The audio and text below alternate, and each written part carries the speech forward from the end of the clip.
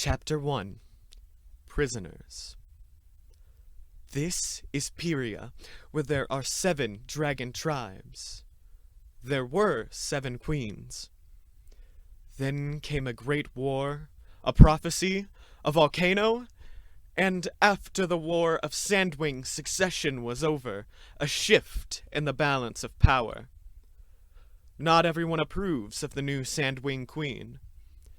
In fact, the only topic more controversial is the new queen of the Nightwings. Can they hold on to their thrones? Should they? In the dungeon of a Sandwing stronghold, 2 prisoners await... what? A trial? Imminent execution? They're not exactly sure. They are Nightwings, but they cannot go back to their tribe. They are in exile. They are too dangerous to be allowed to return. And yet, too complicated to be killed, they hope. So they wait and scheme. Well, one of them schemes. The other one is catching up on sleeping and eating. And they wonder what will happen to them. All they want is access to the most dangerous weapon of all, a chance to tell their own story. They are prisoners, but perhaps that was about to change. Chapter 2 Paper and Ink. For the guard with a scar over her heart. I have been watching you. You're not like the other guards, the bowing, scraping, mindlessly loyal lizards who live for your queen. You have your own thoughts, don't you? You're smarter than the average Sandwing, and I think I know your secret. Let's talk about it. 3rd cell down, the one with 2 Nightwings in it. I'm the one who doesn't snore. I have no interest in discussing anything with the Nightwing prisoner. Whose idea was it to let you have paper and ink? You should be interested. You're going to need allies for what you're planning. And when I get out of here, I'm going to be a very useful ally indeed. Assuming assumptions, my queen believes you're going to be in here for a long, long time. True, but she also believes she's going to be queen for a long, long time. Doesn't she? An interesting silence after my last note. Perhaps it would reassure you to know that I set your notes on fire as soon as I've read them. You can tell me anything, my new venomous-tailed friend. Believe me, Nightwings are exceptionally skilled at keeping secrets. We are not friends. I don't know anything about you, other than what it says in your prisoner file. Fierceteeth, traitor, kidnapper, ringleader of assassination plot, to be held indefinitely with fellow traitor Strongwings, on behalf of the Nightwing Queen. Oh yes, certainly sounds like a dragon anyone can trust. She's not my queen. You can't be traitor to someone who shouldn't be ruling over you in the first place. Which might be a thought you've had yourself, isn't it? I know some things about you, even without a file. Saguaro, prison guard, schemer, connected to secret great plans. We're not so different, you and I, particularly when it comes to trustworthiness. Just think, if my alleged assassination plot had worked, the Nightwings would have a different queen right now. Perhaps it would even be me. Well, if at first you don't succeed, I could tell you my story, if you get me more paper to write on. Or you could stop by when midnight and listen to it instead. But I've noticed you don't like spending too much time in the dungeon. It is the tip-tap of little scorpion claws scrabbling everywhere, the stench rising from the holes in the floor, the gibbering mad Sandwing a few cages over who never shuts up all night long. What is her story? Has she really been here since the rule of Queen Oasis? Or is it that you can too easily picture yourself behind these bars, and know how close you are to joining us? All right, Nightwing. Here's a blank scroll. Go ahead and try to convince me that you're a dragon who even deserves to live, let alone one I should waste my time on. I do enjoy being Chapter 3. amused. The Dragonette with no destiny, according to certain other idiots, not according to her. I hatched on an island of smoke and fire, under a volcano that breathed death all day and hid the stars and the 3 moons at night. My tribe was dying. There were fewer eggs every year, and even fewer of those survived to become dragonettes. And all of those were starving, along with everyone else. Nightwings kept their secrets well. None of the other tribes suspected what was happening to us. None of them even knew where we lived. But they knew about our powers of mind reading and seeing the future. And that was going to save us. A prophecy. The prophecy. That stupid, claw-scraping moons-begotten prophecy. Every dragon on Pyra probably knows it by heart, unless you're an ignorant rainwing. Or at least they've heard the most important verse. 5 eggs to hatch on the brightest night, 5 dragons born to end the fight. Darkness will rise to bring the light. The dragonettes are coming. And everybody knows it's about 5 ever so special dragons who are destined to stop the war and save the world. If you've met them, though, you might have noticed that they're not all that special. They're kind of sappy and disappointing, don't you think? Especially the Nightwing. He's a walking tragedy. You know why? Because it should have been me. I would have been perfect for the prophecy. I would have been brilliant at saving the world. I would have also been brilliant at leading the other dragonettes, proving that Nightwings are the best tribe, and making sure that things happened exactly as we wanted them to. Just one problem. I didn't hatch on the brightest night. I hatched 2 years too early. Stupid, sniveling moons in the wrong place at the wrong time. And so you know who got to be the all-special chosen Nightwing instead? My little brother. How unfair is that? I was even there when his magical destiny landed on him. I was standing right next to his annoying egg in our hatchery, talking to our mother, her black scales gleaming in the firelight as she curled around it, brushing the eggshell lightly with her claws. Take me hunting! I wheedled. I don't wheedle anymore, just for the record. Please, I need help. I keep losing my prey after I bite it, and I think other dragons are eating it before I find it again. So we're clear. I didn't really need help. I mean, I was as hungry as everyone, but I can take care of myself. What I wanted was for Mother to stop being drippy and boring, and for her to leave that egg alone for even half a second. I can't, little one. Mother sighed. One of her long, scale-ripping sighs that made her tail flop over. What if something happens to my egg while I'm gone? It's so close to hatching now. What could happen? I demanded. Do you think it's going to roll away? Sprout wings and fly off the island? Turn blue and pop out a sea wing instead? It'll be fine, and you staring at it all the time isn't gonna make any difference. She fixed her black eyes on it as if to prove me wrong. This might be the only time I get to spend with it. She whispered. The brightest night is coming. Blah, blah, blah. I shouted. This might be our only time with me, too. I could be exploded by a volcano tomorrow. She winced. That's not gonna happen, she said. Mastermind says we have a few more years before another explosion is due. Ha! I said. I bet I get blown up before you take me to the mainland. Remember all those promises you made? Or should I say, all those lies you told me? Fierceteeth, you're only 2 years old. She said. You'll get to the mainland one day, and when your little sibling hatches, we'll have plenty of time together as a family. Yuck. I shouted. That doesn't count. I don't want a drooling dragonette following us around. No one else I knew had to put up with this. This competition for their parents' attention. Yes, it was unusual. Mother was special. Let's all clasp our talons to coo and awe. Here's why. Most Nightwings don't have 2 eggs. Thanks to our horrible Death Trap Island home, most Nightwings haven't even been able to have 1 egg in the last... I'm not sure. But it's been a really long time. My friend Mighty Claws is the only other dragonette I know who has a sibling. But I didn't see why Mother needed another egg when she had me. It should have been exciting enough that I hatched. I mean, it used to be. And then suddenly she was all... Eee! Another egg is coming! Life is so wonderful! And wasn't she proud of herself and obsessed with it? It was like she completely forgot about her first perfectly wonderful egg and the perfectly wonderful dragonette that came out of it. I think it was stupid Morrowseer's fault. If you don't know who he is, count yourself lucky.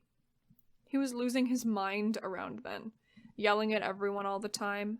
You did not want to stand between him and some lava, just in case. See, Morrowseer was trying to make sure someone had eggs that would hatch at least near the brightest night.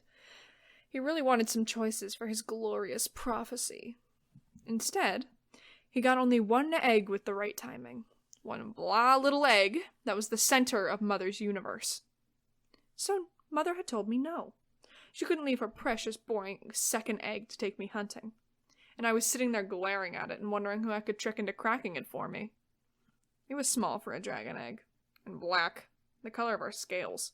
So it basically looked like an extra lump sticking off Mother's tail. And then we heard the thump, thump, thump of grumpy talons stomping our way. And in comes gigantic Morrowseer, all frowning and pretentious as usual. I've come for your egg, Farsight, he said to Mother. That's Morrowseer, not exactly a... Good morning. How are you? Nice grim sulfur-smelling weather we're having. kind of dragon. But then, neither am I, so I can respect that. Mother clutched her egg closer to her. Mine? She said. Are you sure? Morrowseer waved his wings impatiently at the nearly empty hatchery. Do you see 100 other options somewhere? He barked.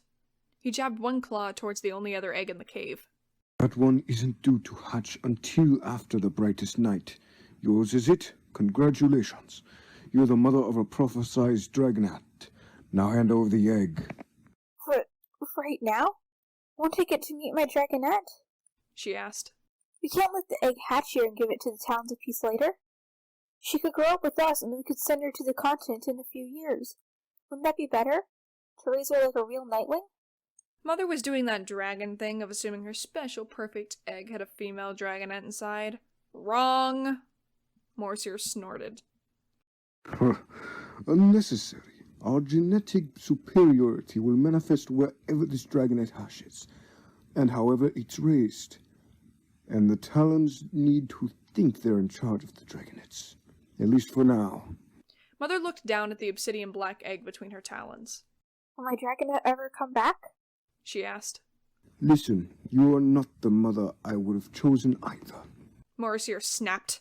I'd have picked someone who knew the father was, for one thing. Note, it wasn't my father. My father died before I hatched, according to Mother. Starflight's father was someone else, but Farsight either couldn't or wouldn't say who. Morrowseer went on. Been someone with more backbone and less fluff between her ears. Like Secret Keeper, she's a sensible head on her shoulders, and she'd hand over the dragonette for a prophecy in a heartbeat. But she hasn't got a dragonette, and you do. Your duty is to give it to me. He lowered his voice to a growl. For the sake of the tribe's survival, Farsight. I didn't quite understand all that back then, of course. Nightwing secrets were handed out bit by bit to dragonettes as we got older. I'd heard of the Talons of Peace, but all I knew was that they were an underground movement trying to end the war of Sandwing succession. But here's what I did understand. Morrowseer was taking that egg someplace far away from the island. The dragonette in that egg was going to grow up in a world with proper trees and sky and plenty to eat. The Talons of Peace would treat it like a queen, and one day it would save the entire Nightwing tribe. You could take me instead. I blurted. I can fulfill the prophecy. I don't have any fluff between my ears. Morrowseer barely glanced at me. You are much too old. He sniffed. So send me out later and lie about my age. I suggested. How would anyone know when I was hatched? I'm scrawny enough. A year from now, I bet I could pass for a 1-year-old. Fierceteeth. Stop. My mother whispered. She's bold. Morrowseer said, flicking his gaze over to me for a moment longer. Boldness is useful. Idiocy, however, is not. He reached out and snatched the egg from Mother's claws. She let it go without protesting anymore, although she gave the most soppy, cow-eyed, woeful look you've ever seen. It made me want to claw her snout right off. Thank you for your service to the tribe. Morrowseer snarled at her. He turned to stomp away. Think about my offer. I called after him. Bad things happen to little dragonettes all the time. If you need a backup prophecy dragon, I'll be right here. He paused in the cave entrance, a shudder rippling down his spine. For a long moment he didn't move, and then he turned his head slightly, just far enough to give the last remaining egg a dark, thoughtful look. And then off he went, with the egg that turned out to contain my brother, Starflight, the least bold and most idiotic Nightwing that has ever hatched in the history of Pyra. Was I thrilled that my competition was gone? Did I welcome my mother back with open wings, ready to be her precious beloved one and only again? I most certainly did not. I wasn't going to be duped anymore. Now I knew how easily she could drop me. I'd seen how shallow her loyalty ran. Maybe if she'd begged my forgiveness. But she didn't.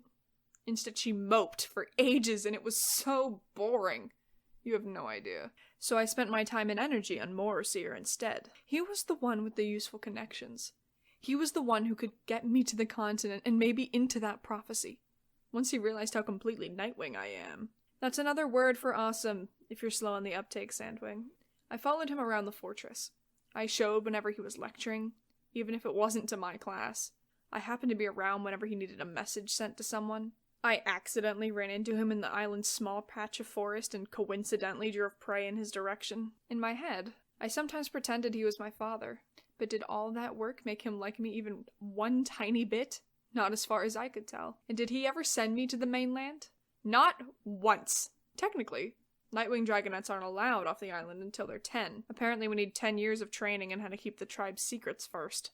But I was great at keeping secrets, and if my dopey brother could be on the mainland all the time, I didn't see why I couldn't at least visit it. Especially once the tunnel to the Rainforest was built. It would have been so easy to let me hop through some night when no one was around. I just wanted to breathe real air and see the stars for a minute. That didn't seem like too much to ask. And I did ask. Over and over again, until Morrowseer called me a pest and banished me to the Dragonette dormitory. My point is that I grew up in the most terrible place in Pyra, but it has made me strong. This dungeon is nothing in comparison. Here we get to eat every day, and your queen even lets us stretch our wings more frequently than I can believe. But I deserve to be free. Everything I did, all my so-called crimes, were for the good of my fellow Nightwings. I was trying to find us an ally who could restore our power. I was trying to save us from being controlled by another tribe. I was trying to make sure we had a real home of our own. And if I had succeeded, I'd be the hero right now, instead of those bleeding heart dragonettes of destiny. I deserve to be part of my tribe again, and they deserve a queen who cares about them and understands what they've suffered, not the teeth-grinding mistake they have now. I believe in the separation of tribes, and the importance of maintaining the royal bloodlines, if possible. I suspect you do, too. One way or another, I'm getting out of here. If you want to help me, you'll gain a determined ally who can help you get what you want. If you don't, you'll just be another guard I have to kill on my way out. Fierceteeth. I see. Quite a tragic tale. What about your fellow prisoner? The accessory to your crimes? Is he a misunderstood hero as well? Is he necessary to your ambitious plans, or do you leave him here to desiccate? Chapter 4. Brains and the Beast. Strongwings is coming with me, whenever I go. That's non-negotiable. I don't care if no one understands why he's mine. It's my heart. I can stick whomever I want in there. But I'll tell you some of his story, since it's late and I cannot sleep at night anymore. Not when there's moonlight pouring in those small, high-up windows. Also, I enjoy wasting the Queen's lamp oil. And if you are even considering setting me free while keeping him trapped, I will roast your talons one claw at a time. Or perhaps, I'll simply betray you to that six-clawed interrogator who oversees the guards. I bet he'd like to hear about the secret map you've been drawing of the strongholds, or the way you stand in dark corners and whisper to someone who isn't there. I knew Strongwings from the moment I hatched, although I did not particularly like him at first. He was 3 years older than me, but the Dragonette dormitory in the Nightwing Fortress had been more than enough space for the smattering of Dragonettes in the tribe, so we all lived together till the age of 10. Strongwings was a notorious mess, and possibly the slowest dragon in the tribe. He kept leaving bits of carcasses around his sleeping spot, or accidentally stepping in everyone's tails on his way to bed at night. He never spoke in class unless it was to say something boneheaded to one of the other Dragonettes, who always ignored him. Everyone ignored him. I ignored him. I was too busy and ambitious to make friends. Besides, he wasn't the sharpest claw on the dragon, if you know what I mean. I only felt mildly relieved when he turned 10 and was moved to the adult quarters, taking his meds and his snoring and his stupid jokes with him. I didn't even see him again until a few months later, soon after my 7th hatching day. It was a miserable day on the island. More miserable than usual, I mean. The clouds were pouring this drippy mix of rain and sleet over us, so it was cold and wet outside, but stifling inside. All the ashes in the air were sticking damply to our wings and creeping into our snouts, so it felt like as if we were breathing volcano even more than usual. I snuck out of class because I couldn't take one more minute of great and glorious Nightwing history when my lungs felt like smoldering sacks of wet paper. The teacher was nearly blind anyway. He didn't even notice me slipping out of the back tunnel. The halls of the fortress smelled like wet dragon. Gusts of damp wind and splatters of sleet kept swirling in through the cracks in our walls, sizzling on the coats and turning the air smoky. I was looking for somewhere as far away from the outside as possible. A corner of the fortress that was completely protected. And I thought of Mastermind's lab. Mastermind was our science teacher. He had a whole giant inner room of the fortress for his experiments, and it was well protected from the outside as Mastermind was obsessive about keeping other dragons from touching his stuff. But maybe I could sit in the corner and... Well, maybe he wouldn't be there. He was definitely there. You've ruined it. The whole thing. Our entire tribe could be wiped out because of your stupidity. I paused outside the door that said labs and tilted my head, listening. There was an enormous crash, and then several smaller crashes, and then scrabbling talons, and I just barely managed to leap back before the door slammed open and a beefy black dragon came charging out, flapping his wings wildly. And don't come back or I will dissect you alive! Mastermind's voice bellowed as the door swung shut. The dragon flopped on the floor, panting for breath. Hello, Strongwings, I said. Causing disasters as usual, I see. Oh. He said, sitting up fast. Hi, Fierceteeth. What did you do now? I asked. I knocked a bottle of, something into a vat of something else. He said, scratching his head, looking mournful. There were bubbles and some weird gas, I don't know. Sometimes he explains the experiments to me, but it makes it more confusing. Kind of an idiot mudwing move going on there in the first place, I observed. You plus breakable things and unstable chemical compounds? Clearly a bad idea. That's what I said. He protested. I didn't want this job. It was Mother's idea, and she's friends with Princess Greatness. So that's, they made it happen. But I told them the dumbest Nightwing who had ever hatched shouldn't be Mastermind's assistant. There were a few more ominous crashing sounds from behind the door. I realized Strongwings was giving me a funny look. What? I demanded. I was kind of hoping you'd disagree with me there. He said. About what? I asked. About me being the dumbest Nightwing who ever hatched. Oh. I said. Sorry, I would have if I could think of someone dumber. He actually laughed, which was intriguing. Most Nightwings would counter your sarcasm with more sarcasm, as though every conversation was a competition to see whose wit is more biting. No one ever stops to acknowledge that someone else is funny. Ah, well. He said. Perhaps they're right. I'll probably be less trouble here than crashing around, leaving obvious trails in the rainforest. You've been to the rainforest? I narrowed my eyes at him. What was it like? Tell me everything at once. He glanced at the door to the lab, then bared his teeth at me in an awkward way, which turned out to be his version of a smile. Or I could just show you. That's not funny. I snapped. I may be half your size, but I can still bite you. I'm serious. He protested. I can distract the guard and take you through. No one would find out, and if they do, what are they gonna do to me? Give me a worse job than this? Pretty sure there isn't one. I could think of much worse punishment I had personally witnessed. Things involving lava or an extra week between rations. But I didn't bring them up. If this crazy dragon wanted to take me to the rainforest, I wasn't going to talk him out of it. Fine. We should find out who's guarding the tunnel, I said, striding off down the hall. Oh, right now? He said. I mean, yes, right now, of course. That is when we are going. Now, yes, that's what I meant. I ignored his mumbling. I had found that all interactions work better when you only pay attention to the things that are actually said to you. Should be Deadlyclaws tonight, I think. He said, catching up to me. He's quite sharp, I said. What's your plan? He said. I glared at him. You do have a plan. I do. I got it, don't worry. He paced along beside me, flicking his wings and furrowing his brow. I'd never stood this close to him before, but now it struck me that he really was nearly twice my size. He was unusually burly for a starving Nightwing. You could still see his ribs, but they were big ribs, attached to a big back and massive shoulders. He could probably grow to be even bigger than Morrowseer one day. I liked that thought. I liked walking down the hall next to, essentially, a small lumbering mountain. It kind of made me feel as if I had something to shield me from the lava if the volcano did explode all of a sudden. We left the fortress and flew over the molten landscape in the rain.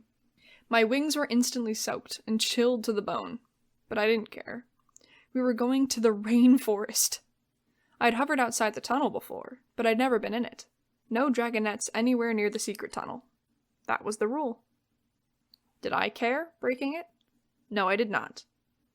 It was a strange rule, one that could apply to other dragonettes, but not to me. I was at least as clever and trustworthy as Mr. Fatwings here. Besides, the nice thing about doing it this way was that he'd get in trouble, not me. Well, so I thought, anyway. Wait here, he said, steering us down to the beach. My talons sunk through the wet black sand, and I squinted through the downpour as he flew up to the cave. A few moments later, he appeared at the entrance and waved to me. That was weird. I hadn't seen Deadlyclaws come out. Turns out, that's because Strongwings' idea of a distraction was to sneak up and clonk someone over the head. I regarded him for a moment. He won't wake up for a while, Strongwings mumbled. I see, I said. Did he see you? He said. No, I don't think so. He was poking the fire. Well, it would be idiocy to waste this opportunity. I climbed over Deadlyclaws and stepped into the tunnel. Hang on. Strongwings protested. I'm taking you to the rainforest. That means I go first. Scooch over. I snorted a small flame at him, spread my wings, and flew into the darkness with him flapping along, grumbling, behind me. Up and up, around and sideways, and then the chill fell out of the air, and light shone up ahead. I burst out into sunlight, and warmth, and breathing. You can't understand it because you grew up with all that. Most dragons don't spend a single moment of their lives thinking about breathing, but for Nightwings, it's an ongoing, horrible experience. On the volcano, you suck in particles of ash with every breath. Your lungs always feel like they're on fire. The inside of your throat is scraped like you've been swallowing giant pieces of eggshell. I guess we're used to the smell of sulfur and rotting prey and smoke. But once you leave it, once you notice it, it's awful to go back to. Stepping into the rainforest was like plunging my snout into a cauldron full of plants. I was so overwhelmed by the assault of my nose that I didn't even register what was in front of my eyes for the first few minutes. I just breathed and smelled and smelled and breathed and breathed. At least I was able to focus on Strongwing's face, his black eyes peering into mine. A wild assault of greenery erupted behind him. You look enormously pleased with yourself, I said sharply. I knew this would do it, he said, tucking his wings with a self-satisfied nod. I've never seen you smile, but I knew if I brought you here. I glared at him. Does that make you some kind of genius? I'm sure every dragon reacts the same way. Now my senses were adjusting, and I could also hear the sounds of the rainforest. The rushing wind in the trees, the chatter of golden-furred monkeys overhead, the faraway calls of the birds, the nearby river burbling contentedly to itself. I could feel the humming heat of the sun melting into my scales. Yes, that's true, Strongwings said. but I wanted to be the one to see your face. I studied him suspiciously. Why? Because. He floundered, his claws stabbing nervously at the dirt below us. Because you're the one and only Fierceteeth, you know? That was true. I am the only Fierceteeth. I don't need doting parents to tell me I'm special and brilliant and ferocious. I don't need a prophecy to make me unique and important. I am Fierceteeth. But it was unusual for someone else to notice. I said, taking a step closer so I could eye him up and down. He did not appear to be joking or teasing me. In general, I'm not a fan of sentimental sincerity. In general, that is not a Nightwing trait. But it turns out there are certain dragons who can pull it off. Well, one. There was one dragon who could talk to me like that without getting bitten or stabbed, or bitten and stabbed. Wanna go flying? He said. And eat mangoes? And jump in a pool of water that is not cold grey sludge or so full of salt that all your scratches burn like fire? I did want to do all of those things, but I had never pictured doing them with Strongwings of all dragons. I didn't want him to think I was a dragon who would just lower all my defenses the moment I felt sunlight on my scales. Oh, right. I scoffed. As if you were fast enough to catch a mango. I'd like to see that. He started laughing again, although I wasn't entirely sure why this time. Dragons who might be laughing at me usually have an unpleasant encounter with my claws before they draw their next breath. But for some reason his laughter didn't make me want to stab him in the nose. So we flew, and we swam, and we ate more food than I knew existed in the world. And I did not care even one tiny bit when we returned to the tunnel hours later, as the sun was slanting down through the trees, and found glowering Morrowseer and furious Deadlyclaws waiting for us. I decided to go on the offensive before they could start yelling. Oh, good. I have something to say to you, you conniving lying snake. I snapped at Morrowseer as we landed. Strongwings jumped and sidled a step away from me, then 2 steps closer to me. I could feel his gaze melting along the side of my face, shocked or anxious or impressed. I didn't know which, and I couldn't be bothered with him right then. Do you know how many rules you've broken?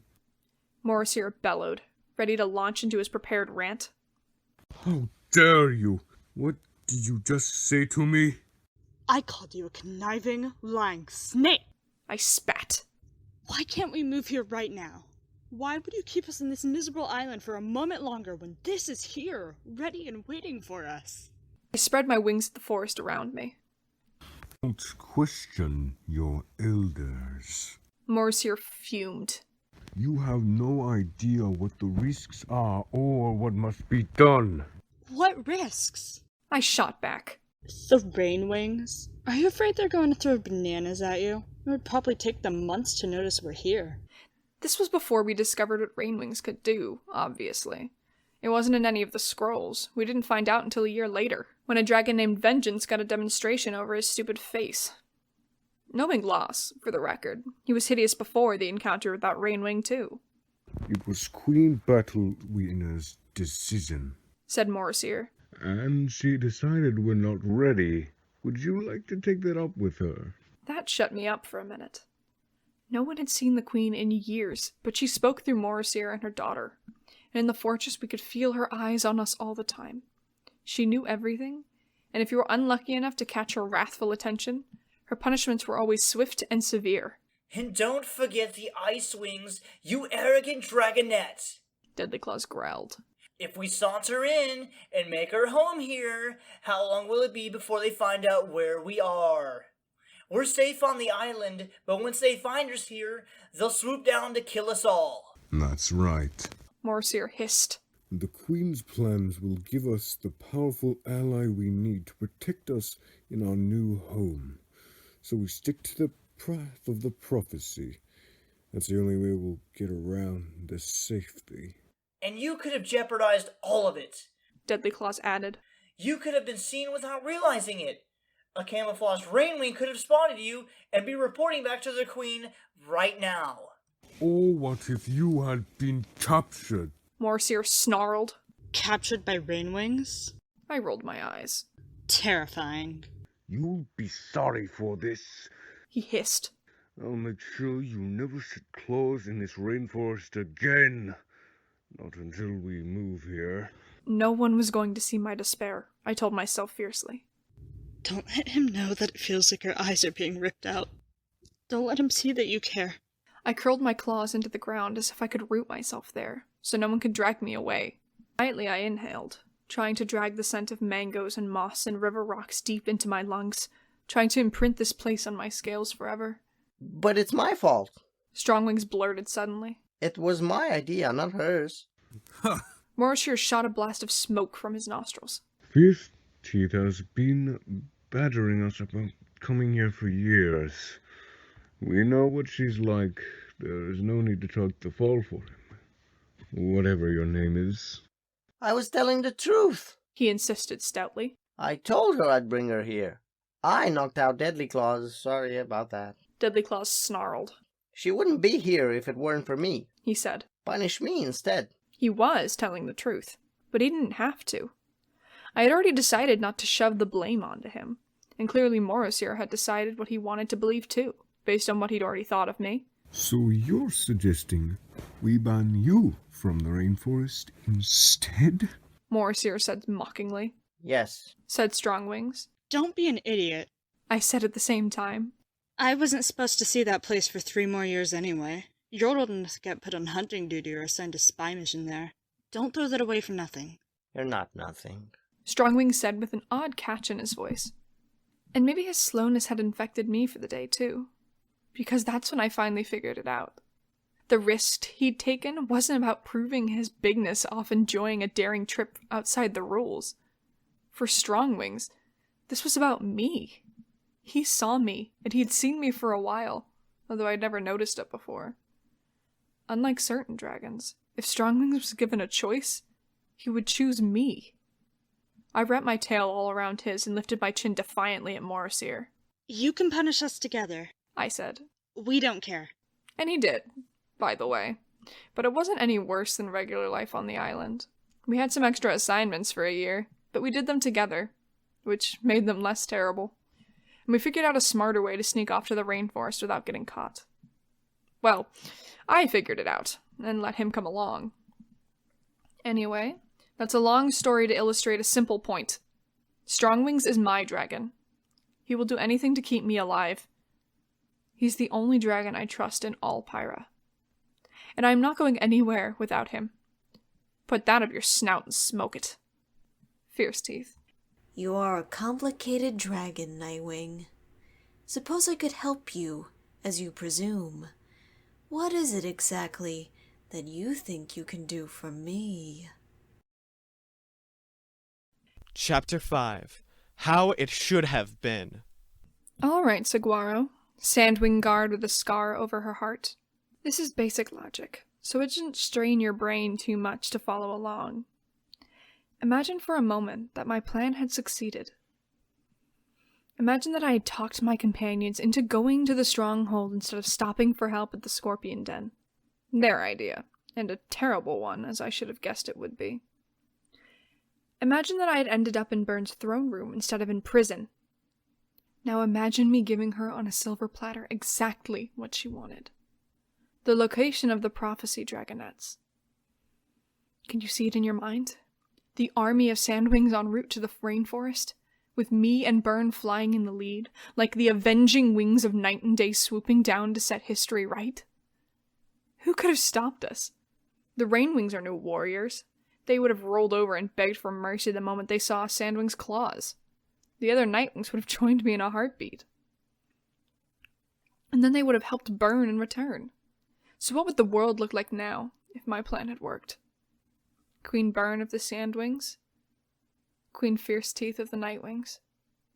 The prophecy, fulfilled the right way. The Dragonettes, all dead. Such a sad story. But a sacrifice is what happens to heroes, right? Well, maybe not all dead. I'd show mercy to my little brother, even though he betrayed us. No need to waste a Nightwing. I'm sure he could be rehabilitated eventually. And I really would have saved my tribe. Me, the Dragonette with no destiny. I'd be the hero, after all that. But the dream's not dead, my friend. We can still make this happen. Even if it's with a slightly different cast of characters. Listen, you're clearly a smart dragon. Well, let's say smartish. I bet you supported Queen Byrne. And I also bet you have someone else in mind for the throne now. From the way you've been sulking around, taking notes and studying everything, I bet you're quite the useful inside dragon for somebody. So be even more useful. Give yourself and your secret plan some allies so that we can really help you. It's very simple. We don't like our queen, you don't like your queen. Together we eliminate them, and then our tribes can go back to ignoring each other forever. But first, you have to get us out of here. As soon as possible, please. I am getting sick of smelling sandwings and eating dried camel every day. Did you read my letter? Why haven't you responded? Saguaro, I am not a patient dragon. If you do not help us escape, I will tell someone what you've been up to. To be blunt, I'm sure the current Sandwing Queen would be very interested to hear about the mysterious spy among her guards. Very well, you maddening Nightwing. Your story has warmed my heart. Or perhaps I just need you to go away and stop sliding incriminating notes under your door. So, midnight tomorrow. Be ready.